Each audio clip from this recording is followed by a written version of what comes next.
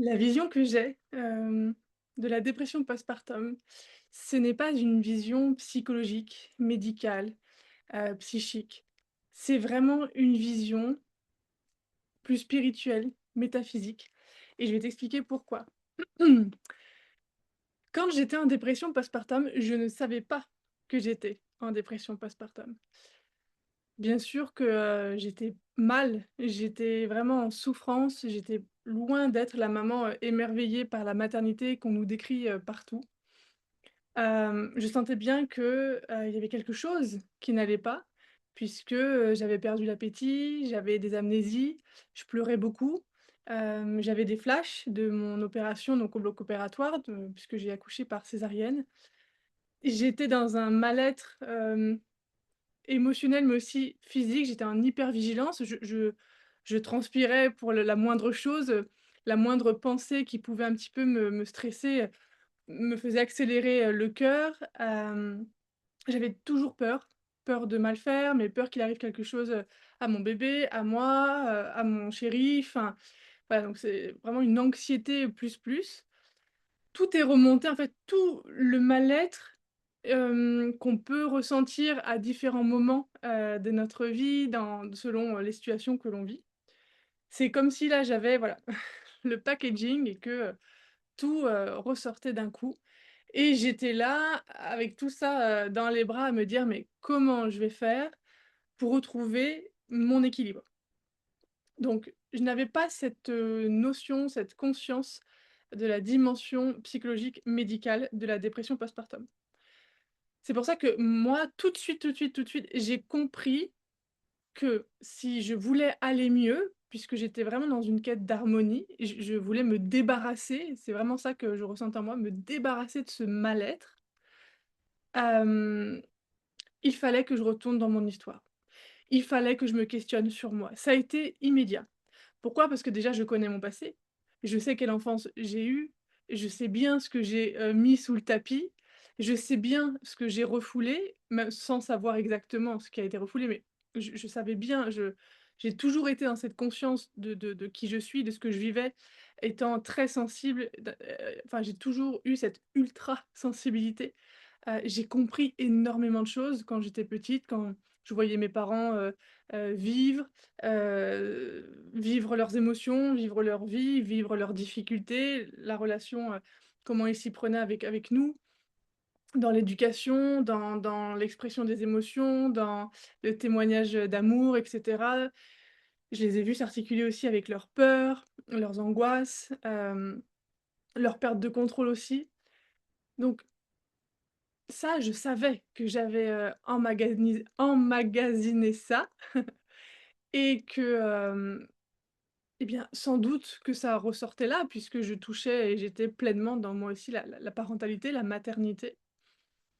Ce qui était une évidence pour moi aussi, c'était que, bah, ce trauma supplémentaire, dans ma vie, qui était l'accouchement, c'est ressorti comme un ras-le-bol, en fait. Je me suis dit: «Non, mais c'est pas possible de vivre encore quelque chose de souffrant, alors que là, c'était censé être ma zone à moi, ma zone d'épanouissement, c'était mon accouchement, ça devait être mon scénario, ça devait être ma réalité qui devait se produire» et j'en avais vraiment ras-le-bol. J'étais dans une colère énorme que mon bonheur soit empiété par des décisions autoritaires d'autres adultes, d'autres personnes autour de moi. Donc j'ai bien senti et puis c'est pour ça que la connexion au corps, revenir dans son corps, ne pas fuir, oui, c'est extrêmement douloureux et difficile, mais c'est essentiel si on veut se créer une vie alignée, une maternité en conscience et une relation mère-enfant, la plus harmonieuse possible, la plus profonde et solide.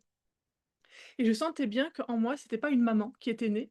On dit souvent que, la maman, la mère, naît, en donnant naissance. Bah, moi, pas du tout. Alors, sur le papier, oui, OK, je suis devenue maman parce que, voilà, j'ai, désormais un petit bouchon, dans les bras et qui est complètement, dépendant de moi, à qui j'ai donné la vie, que je l'ai créé dans mon ventre, je la donne et maintenant je vais le préserver, je vais le maintenir en vie. Mais identitairement, j'étais loin d'être une maman. Pour moi, justement, j'ai l'impression que la fusion et la rencontre de ce passé traumatique, de ces choses non résolues plus, la violence de mon accouchement sont venus se faire écho et ça a été comme un big bang et du coup, j'avais vraiment l'impression d'être de nouveau cette petite fille sans défense, sans repères, complètement dépendante de l'extérieur, enfin que sa sécurité en tout cas intérieure dépendait, de la bienveillance, de la disponibilité, de l'amour de l'extérieur et ça a été une fêlure qui s'est réouverte mais en grand dans laquelle je suis enfin, j'avais vraiment l'impression de sombrer, quoi. Vraiment, c'est comme si le sol s'ouvrait sous mes pieds et je sombrais et que là, je me disais: «Mais ça peut pas recommencer». Ça ne peut pas recommencer vu qu'aujourd'hui, je suis maman, justement. Donc j'avais, oui, conscience que j'étais maman, mais je ne le ressentais pas dans mon corps et souvent, les femmes qui connaissent un accouchement traumatique, qui traversent la difficulté maternelle, voire la dépression postpartum, culpabilisent énormément de ne pas ressentir cet amour immédiat, ce coup de foudre, cet attachement, enfin inné, mais c'est normal, en fait. C'est normal, s justement, moi, j'ai découvert que la maternité, c'est pas un conte de fées. Je pensais, vraiment, très naïvement, que c'était un conte de fées, ça ne l'est pas. Puisqu'il y a toujours cette dimension, heu, concrète du terrestre. On ne sait pas comment vont se passer les choses et puis nous-mêmes, on ne se connaît pas dans les situations qu'on va rencontrer. Et devenir maman, c'est pas devenir invincible, c'est pas devenir une super, woman. C'est pas oublier tout ce qu'on a vécu, qui on est, nos peurs, nos doutes, pour rentrer dans une nouvelle case qu'est la maternité. C'est pour ça qu'on ne peut pas, pour moi, dissocier la femme de la maman. On ne peut pas revenir à la femme qu'on est en sortant du rôle de maman. Non, c'est inclus, c'est je comprends ce que les accompagnants, les coachs, les thérapeutes, les personnes qui disent, «Viens, je vais t'accompagner rep à revenir, à retrouver la femme que tu es, sans voilà, sans en sortant de ton rôle de maman et cetera. Je comprends l'idée. Mais pour moi, c'est la maternité, puisque tu es maman. Tu peux pas enlever ce tu c'est pas un rôle, en fait, être maman. Donc oui, c'est une charge, c'est une posture à avoir quand tu as tes enfants et bien évidemment que quand tu es en dehors de la famille, tu peux, mettre sur pause cette posture. C'est-à-dire que tu as plus tes enfants à gérer, tu as plus la maison à gérer et cetera, les émotions des uns des autres. Oui, quand tu es dans une forme de bulle comme ça, en retraite ou en accompagnement, oui, mais ça, de toute façon, c'est un travail nécessaire de revenir à qui tu es, à la femme que tu es, mais aussi à la femme que tu as été avant d'être maman, à la petite fille que tu as été, à l'enfant dans la relation mère-enfant, dans la relation père-enfant.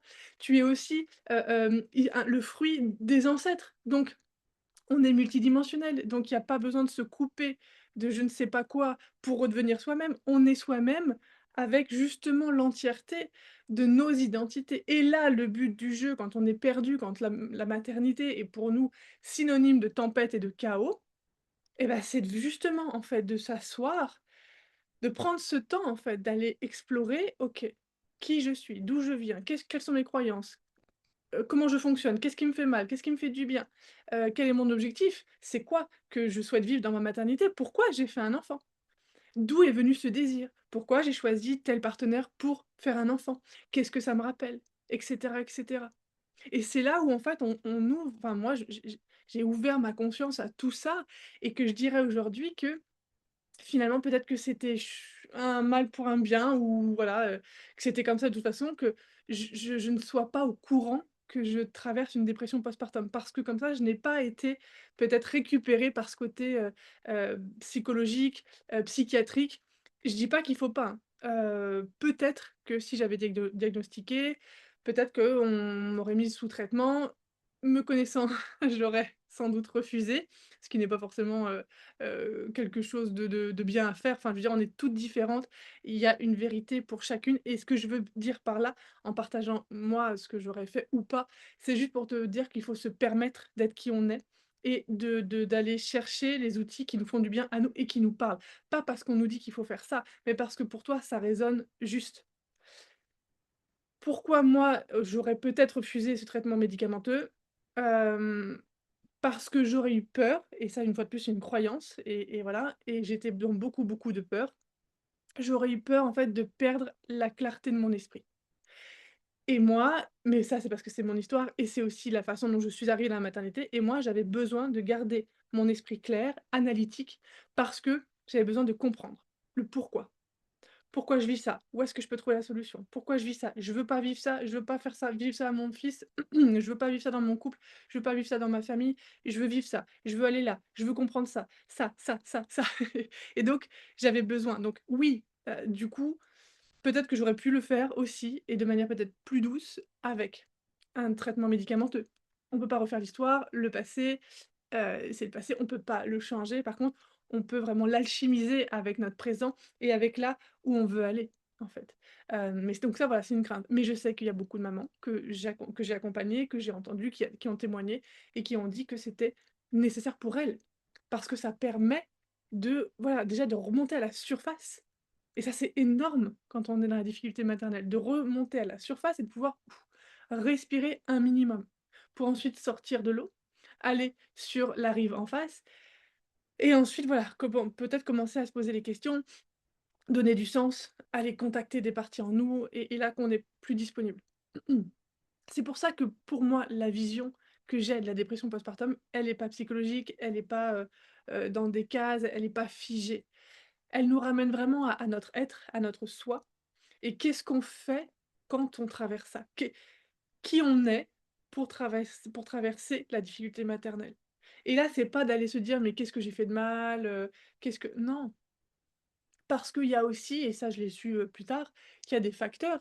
Bien évidemment, c'est multifactoriel, la dépression postpartum et la difficulté maternelle et en première place, c'est la fatigue aussi. Enfin, je veux dire, peut-être que si j'avais vécu, cet accouchement traumatique et qu'après j'aurais pu dormir, pendant, des semaines, peut-être que ça aurait pas déclenché tout ça en moi.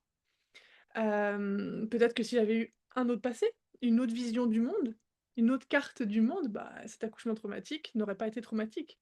Il y a des mamans qui ont, accouché par césarienne, même d'urgence. Bon, moi, elle a été imposée. D'ailleurs, c'est ça qui, de par mon histoire, le fait qu'on m'impose quelque chose sur mon corps, ça a été, la goutte d'eau qui a fait déborder le vase. On m'avait déjà imposé tellement de choses depuis que je suis petite dans une forme de d'autoritarisme, de violence, que voilà, c'était une fois de plus une forme de maltraitance et j'en pouvais plus et c'était juste stop. Mon corps a dit stop, mon système interne a dit stop. Sauf que voilà, OK, c'est bien, on stoppe, heu, mais on fait comment pour aller dénouer tout ce qui m'a amené là? Mais je sais qu'il y a des mamans qui ont vécu donc des accouchements, par césarienne en urgence et qui sont pas traumatisées. Donc on voit bien à quel point c'est personnel. Et c'est pour ça que mon invitation à moi, c'est d'en faire une lecture personnelle de ta dépression postpartum, de ta difficulté à devenir mère et pas chercher des cases dans lesquelles rentrer. Alors c'est vrai qu'on cherche beaucoup à se rassurer et c'est normal, mais déjà sortir du fait que on n'est pas bizarre, on n'est pas des mauvaises mères, on n'est pas des faibles, on n'est pas nuls, on n'est pas des merdes, que d'avoir déjà accouché par césarienne, parce que ça, je sais que beaucoup de mamans, ont du mal à l'accepter. Moi, j'acceptais pas, pas parce que j'avais pas accouché par voie basse, même si c'était mon souhait, mais je n'acceptais pas parce qu'on me l'avait imposé. Ça vraiment, tu vois? Et ça, c'est mon truc. Et c'est pour ça que c'est intéressant de revenir, toi, sur ton histoire. Qu'est-ce qui t'a marqué le plus? Est-ce qu'il y a quelque chose qui fait écho à quand tu étais plus jeune, ado, enfant, petite? Est-ce que c'est quelque chose, voilà, il y a un trait de caractère, une émotion, une pensée, une croyance, une sensation dans ton corps que tu as senti, même peut-être pendant ta grossesse, tu vois? La façon dont on s'est comporté avec toi, ou pas justement? Est-ce que ça te connecte à un manque? Est-ce que ça te connecte à une blessure? Est-ce que, voilà, de ta maman, tes grands-mères et cetera, tes sœurs ou tes tantes, voilà, qu'est-ce qui fait écho en toi? Qu'est-ce que cette, expérience de la maternité et la façon dont ça s'est déroulé et aujourd'hui, peut-être juste simplement aussi revenir à aujourd'hui, où est-ce que ça vient taper en toi?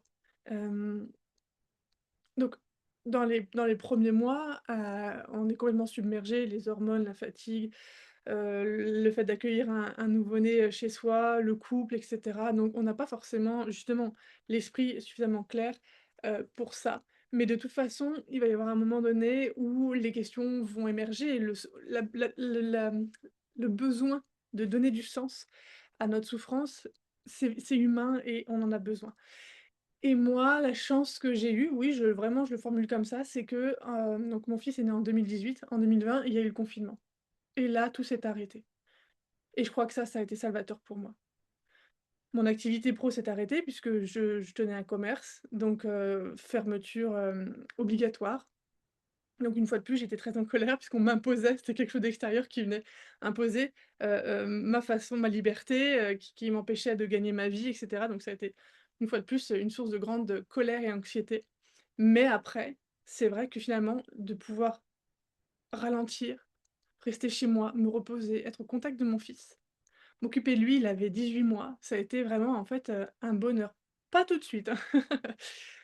Sur le coup, non, j'avais pas la place, j'avais l'impression de pas avoir l'espace mental, mais parce que j'étais dans ce brouhaha du quotidien. Moi, je suis retournée travailler, quand mon fils avait 1 mois seulement et j'étais, complètement en vrac. Je ne sais même pas, encore aujourd'hui, je me questionne, je ne sais même pas comment j'ai fait pour pas faire de conneries dans les bons de commande, des robes de mariée, dans les livraisons, dans quand j'ai reçu les clientes et cetera. J'étais, je pense, en mode vraiment automatique et là, c'est ça qui est incroyable quand on imagine le cerveau, la puissance, la capacité, bon, il a tout développé, alors je sais pas de quel côté ça se passe, à droite ou gauche, mais il a tout développé pour pouvoir maintenir cette, j'ai envie de dire cet éveil, cette conscience, enfin cette présence-là, au niveau du travail pour pas faire de conneries. Mais du coup, ça m'a coûté beaucoup, beaucoup de connexions neuronales qui n'ont plus été alimentées et j'ai eu des pertes de mémoire pendant longtemps. Il y a encore quelques années, il y a des même je pense aujourd'hui, il y a des choses dont je me souviens plus alors qu'avant, je me souvenais bien j'avais vraiment une photographie mentale de beaucoup, beaucoup, beaucoup, beaucoup, beaucoup, beaucoup de souvenirs, d'émotions, d'endroits, de lieux, d'odeurs aussi, des lieux que j'ai connus, quand j'étais enfant et puis même, jeune adulte. Donc la résilience, la plasticité du cerveau, elle est incroyable. Donc moi, je me suis aussi renseignée là-dessus. Enfin, tu vois, ça m'a vraiment emmenée à la fois donc dans mon histoire, la gestion des émotions, aller questionner c'est quoi finalement être mère, être maman? Parce que c'est pas que mettre un enfant au monde. Bien sûr que non. Enfin, c'est tellement plus complexe que ça. C'est quoi être humain? Et là, après, voilà, c'est en 2020, après, ça a vraiment été pour moi, ça a été un éveil, spirituel et ça m'a permis de revenir justement à cette question: «C'est quoi finalement être un être humain? C'est quoi vivre sur terre?» Et toutes ces questions-là et en me reconnectant au vivant aussi, à la nature, au cycle, à mon cycle à moi, féminin et cetera, de me dire: «Bah, voilà, je vais pouvoir appliquer toutes ces lois universelles de la vie, ben, à mon fils, en fait, dans cette relation que j'ai, dans cet être vivant que j'ai créé, à qui j'ai donné la vie et que maintenant je vais pouvoir cultiver et entretenir. Et ça a été merveilleux et de ce retour sur l'enfant intérieur, le conditionnement, l'éducation que j'ai reçue et cetera, si au début ça a été très souffrant par rapport à mon histoire, c'était très intéressant et je t'invite vraiment à le faire parce que ça permet après d'aller mettre ça dans la relation à ton ou tes enfants et de te guider avec beaucoup plus de conscience et de t'emmener là où tu as envie d'aller dans ta maternité et c tout ça, tout ça, tout ça va te permettre d'intégrer, j'allais dire oui, d'intégrer, mais d'incarner aussi la maman que tu souhaites être auprès de tes enfants. Donc voilà pourquoi, pour moi, la maternité, c'est vraiment une rencontre avec son humanité et la dépression postpartum, la difficulté ouais, la difficulté maternelle, c'est vraiment, l'opportunité d'aller, trouver toutes les clés de ton histoire et d'en faire quelque chose de merveilleux avec ton enfant et donc de créer aussi cette transmission et cet héritage pour lui. J'espère que cette vidéo t'aura plu. Si tu as des questions à me poser, n'hésite pas. Rejoins-moi sur mes réseaux et tu peux aussi réserver ton accompagnement sur mon site internet, je te mets les liens sous la vidéo.